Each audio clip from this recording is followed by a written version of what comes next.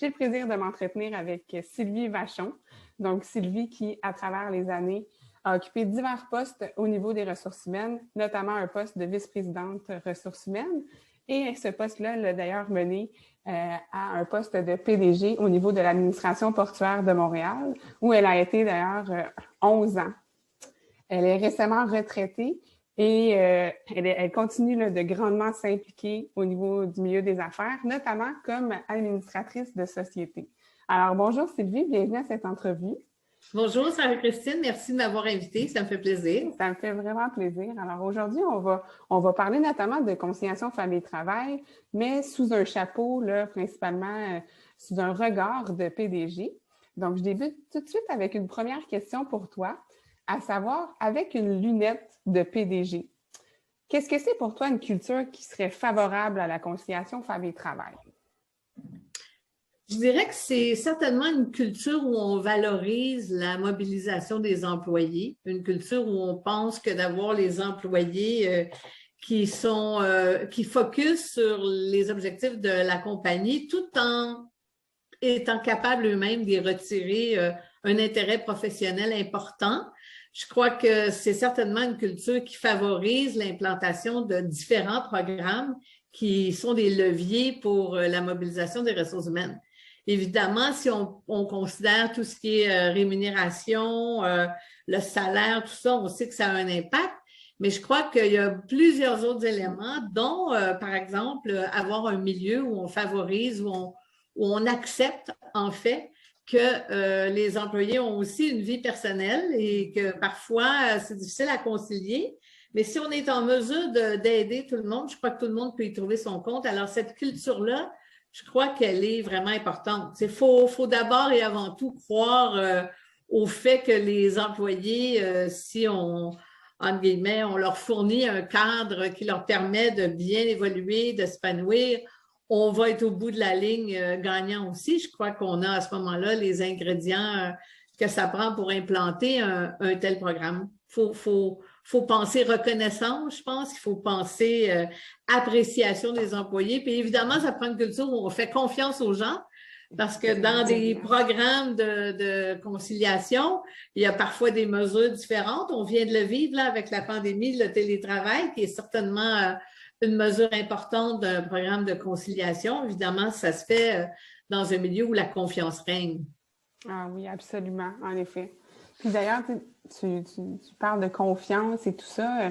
Comment toi, dans ton chapeau de PDG, cette confiance-là notamment auprès de tes gestionnaires, mais qu'est-ce qui fait que tes gestionnaires vont adhérer puis ils vont emboîter le pas en matière de CFT? En tant que PDG, peut-être que la vision est là, mais comment ça fait pour descendre ces éléments-là?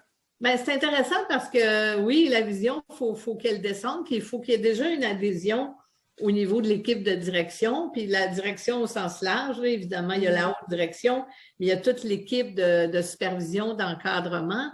Certainement que pour faire adhérer cette première équipe de base-là, je dirais que faire un inventaire de ce qu'on fait déjà, comme qu'est-ce qu'on a déjà en place comme mesures qui peuvent aider l'ensemble des employés à avoir une meilleure conciliation, c'est déjà une prise de conscience, tu sais, de comprendre ce qu'on fait déjà. Puis des fois, on fait des choses, il y a des éléments qui sont structurés, mais probablement qu'il y a certains gestionnaires qui sont plus accommodants ou qui ont déjà cette approche-là. On le fait peut-être de façon informelle, donc je dirais de prendre conscience de ce qu'on fait déjà est certainement une façon de les faire adhérer. Ensuite, je dirais de les faire participer aussi à maintenant qu'on sait ce qu'on fait, où est-ce qu'on veut aller. Oui. Elle est notre évaluation aussi de ce que l'on offre par rapport à ce que l'on aimerait offrir. Donc, qu'est-ce que tous ensemble, on est prêt à mettre sur la table? Évidemment, je prends pour acquis que quelque part, il y aura un dialogue aussi avec les employés pour être sûr de viser les bonnes choses.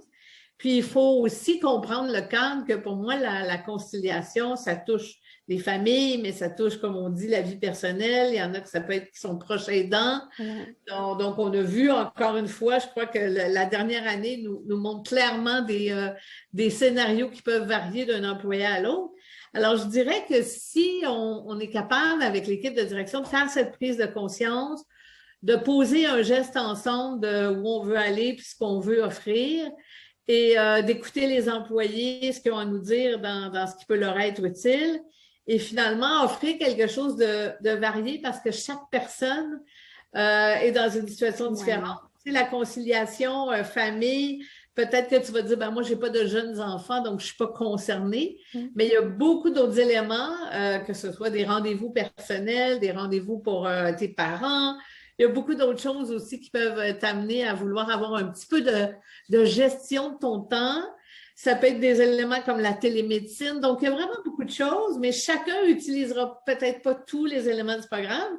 Et même l'équipe de supervision en bénéficiera elle aussi de ce programme-là. Donc, je crois qu'il faut que ça soit vu comme quelque chose de collectif pour le mieux-être des gens et le mieux-être de l'organisation et non pas juste un programme où on va donner sans retour. Oui, puis c'est super intéressant ce que tu dis parce que justement, ça rejoint notre définition de la famille qui se veut relativement très large. Tu sais, on parle, nous, du désir de concevoir un enfant jusqu'à la fin de vie, tu sais, donc en passant par plusieurs étapes. Donc, c'est très inclusif.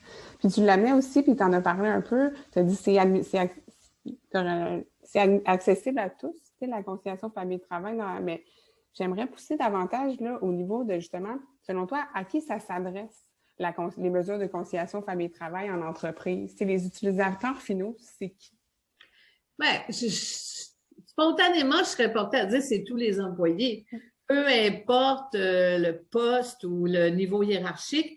Évidemment, il y a certaines mesures qui sont peut-être plus difficilement applicables à certains types d'employés. Exemple, si je suis infirmière, c'est peut-être plus difficile de faire du télétravail.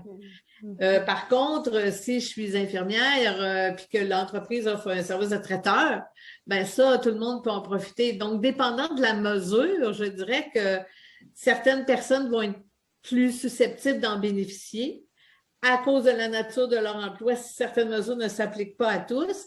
Mais en même temps, certaines mesures, comme la télémédecine, s'appliquent à tout le monde. Je donne cet exemple-là, il y en a bien d'autres. Oui, une mesure qui s'applique à un ne s'appliquera pas à l'autre et vice-versa. Absolument, absolument. Puis c'est peut-être pas les mêmes périodes de temps où on a besoin d'avoir un peu une flexibilité pour organiser son travail, tout en étant vraiment performant, mais de le revoir autrement. Puis d'un autre côté, je me dis, les gestionnaires qui sont appelés à tout ce qu'on disait tantôt, en faire l'évaluation de ça, ben, eux aussi ont des jeunes familles ou ont des parents ou ont beaucoup de déplacements, donc peuvent aussi certainement en bénéficier. Et c'est intéressant, Sarah Christine, aussi de s'arrêter au fait que si les gestionnaires ne l'utilisent pas eux-mêmes, peut-être certains employés vont hésiter à utiliser certaines mesures. Alors, je crois qu'il faut le voir comme un programme qui peut avantager tous les employés de l'organisation. Oui, c'est super intéressant parce que justement, c'est une question qui revient souvent. Là, moi, en tant que gestionnaire, qu'est-ce que je fais? Est-ce que je donne, faut que je donne l'exemple et tout ça? Donc, oui, ça fait partie de. Là, fait que c'est intéressant de voir que dans ton œil, justement, c'est la même perception. Là. Oui, puis c'est pas juste les horaires de travail, hein, aussi, ça fait beaucoup de choses. Donc, à ce titre-là, je crois que tout le monde est éligible, si je peux prendre ce mot-là. Effectivement, c'est bien dit. Puis, là, je m'en vais vers un peu notre dernière question, mais je me questionne. Pour une organisation, là, toi, comment tu vois les avantages de faire une démarche en conciliation famille-travail? C'est comme le saut Concilivie là, qui est offert de notre côté, mais c'est quoi les avantages selon toi? Bien, certainement, je reviens à ce que j'ai dit au départ. Pour moi, je le vois comme un élément de mobilisation des ressources humaines. Donc, pour moi, la mobilisation permet la rétention. Là, on vit une période un peu difficile et étrange, mais il y a quelques ans, on était devant un problème de pénurie de main-d'œuvre, puis on peut imaginer que ça va revenir parce qu'on peut imaginer que l'économie sera forte à la sortie de cette pandémie. Donc, c'est certainement une façon de retenir nos gens parce qu'ils vont apprécier le cadre dans lequel il se déploie au niveau professionnel. Donc, ça peut aider. À l'inverse, c'est la même chose aussi. C'est un pouvoir d'attraction vers les nouveaux employés, de dire, chez nous, il y a des éléments pour aider cette conciliation vie familiale et personnelle et le travail. Donc, certainement un outil de vente. Je pense qu'on a intérêt à faire connaître ce qu'on fait. Tu sais, il y a eu des époques où les entreprises faisaient connaître que dans le milieu physique, on pouvait jouer au ping-pong, on pouvait se détendre un peu. Ben, la conciliation, selon moi, c'est quelque chose qu'on a avantage aussi à faire connaître dans cette même perspective. Je dirais aussi que d'avoir cette réflexion, puis de faire un peu son inventaire, puis de se dire c'est là qu'on veut aller, ça va aussi permettre d'uniformiser les pratiques et les programmes qui sont mis en place. Tu sais, moi, Sarah-Christine, à travers ma longue carrière, là, aujourd'hui, je le vois dans des entreprises sur lesquelles j'assiste au conseil d'administration, je participe. Mais tu sais, j'ai souvent vu aussi des gestionnaires qui ont une approche personnelle. Ça crée beaucoup d'inéquité, d'insatisfaction chez les employés. Tu sais, moi, mon patron, il veut que je parte à 4 heures pour aller au spectacle de ma fille. Puis moi, mon patron ne veut pas. Là, on vient uniformiser, encadrer, donner un guide. Donc, ça, je crois que c'est, en termes de gouvernance, c'est certainement un plus aussi. Et je me dis que certainement, si on veut offrir des mesures utiles, il aura fallu prendre le temps de dialoguer avec les employés pour aller mettre des mesures en place qui leur sont vraiment pratiques. Alors, certainement qu'un des avantages, c'est de continuer pour ceux qui le font déjà et sinon de débuter un dialogue plus soutenu avec les employés. Et ça, à mon avis, on est toujours gagnant de faire ça. Absolument. Puis c'est justement ça, c'est l'objectif, c'est aussi de s'ancrer sur les besoins des employés. Tu sais, on a beau faire plein de mesures innovantes, mais si au final, ça ne répond pas à un besoin, ben on fait un coup d'épée dans l'eau. Donc, super intéressant. Puis, ce que tu amènes, ça rejoint beaucoup ce qu'on nous, on a au niveau statistique. Tu sais, il y a plus de 85% des organisations là, qu'on a sondées qui disent justement que la conciliation famille-travail, le fait d'adopter des mesures, ça a un impact favorable sur l'attractivité, c'est un avantage concurrentiel du secteur, puis ça favorise la rétention. Donc, tu sais, les gens sont aussi, les organisations sont conscientes aussi que c'est une attente qui est incontournable de la part des employés. Là. Puis d'autant plus, avec l'ouverture que la pandémie a eue, on a vu la réalité familiale des gens à même nos rencontres. Donc, oui, exactement. On l'a vu sur nos écrans. Puis on a vu qu'il y avait des moyens pour y arriver parce qu'on a été capable d'atteindre quand même des niveaux de performance organisationnelle qui nous ont permis de continuer d'avancer.